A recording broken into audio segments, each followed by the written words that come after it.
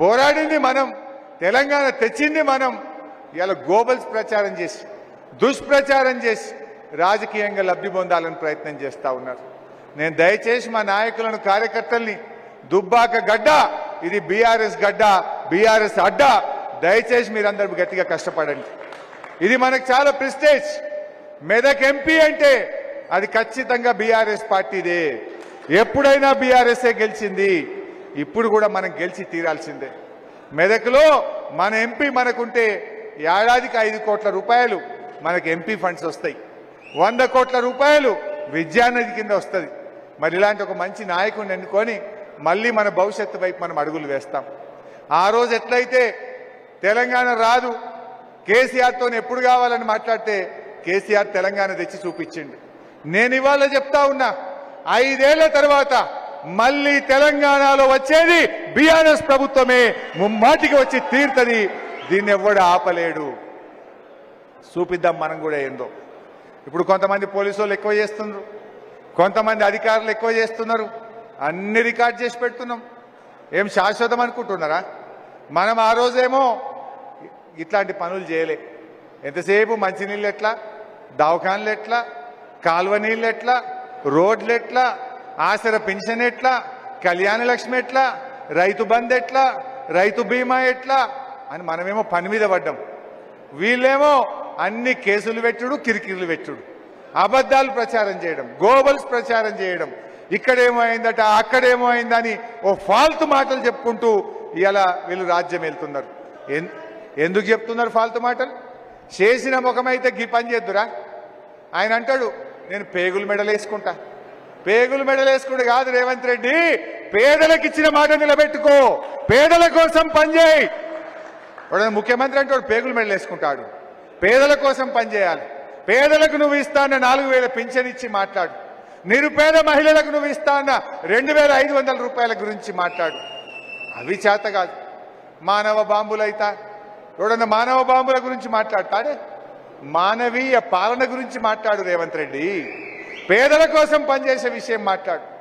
అంటే ఈయన అన్ని కూడా ఇంకా ప్రతిపక్ష నాయకుల లెక్క గోబల్స్ ప్రచారానికి ఆయన ఇవాళ ప్రచారం చేస్తూ ఉన్నాడు. ఇక బీజేపీ విషయం మీకు తెలియదేం కాదు.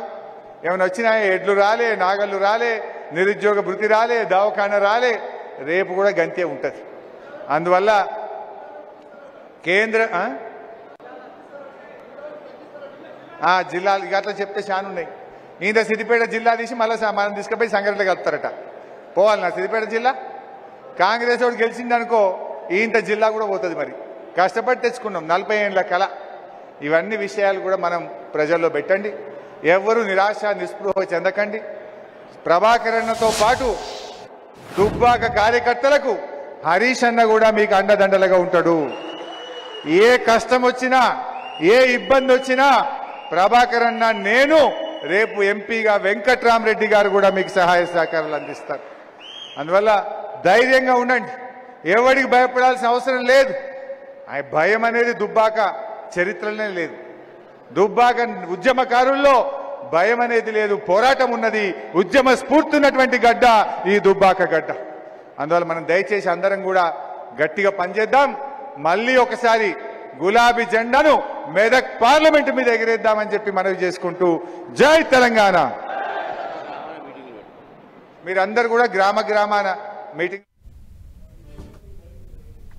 కొంతమంది మన పార్టీ నుంచి ఇలా బయటకు పోతున్నారు నాయకులు. కార్యకర్తలు ఎవరు పోతలేరు. గ్రామ స్థాయి, మండల స్థాయి వాళ్ళు ఎవరు పోతలేరు. ఎవరైతే మధ్యలో మన పార్టీలకు వచ్చిండ్రో కొంతమంది పవర్ బ్రోకర్లు, కొంతమంది నాయకులు ఈ పార్టీని వదిలిపెట్టిపోతా ఉన్నారు. బట్ ఒకటే నిర్ణయం తీసుకున్నది పార్టీ. ఎవడైతే ఇప్పుడు పార్టీ నుంచి పోయిండో రేపు కాళ్ళు మొక్కినా పార్టీలోకి రానిచ్చేది లేనే లేదు. ఎట్టి పరిస్థితుల్లో వాని మళ్ళా పార్టీలకు మాత్రం రానిచ్చేది లేదు. ఎందుకంటే మీరు ఇలా కష్టకాలంలో ఈ టైంలో పార్టీకి ద్రోహం చేసిన వాళ్ళు కన్న తల్లికి ద్రోహం చేసినట్టుగా భావించాల్సి ఉంటుంది. ఇది అన్యాయం కాదా? ఏం తక్కువ చేసింది పార్టీ మీకు? అన్ని అవకాశాలు తీసుకున్నారు. ఇవాళ వాళ్ళే పోతా ఉన్నారు.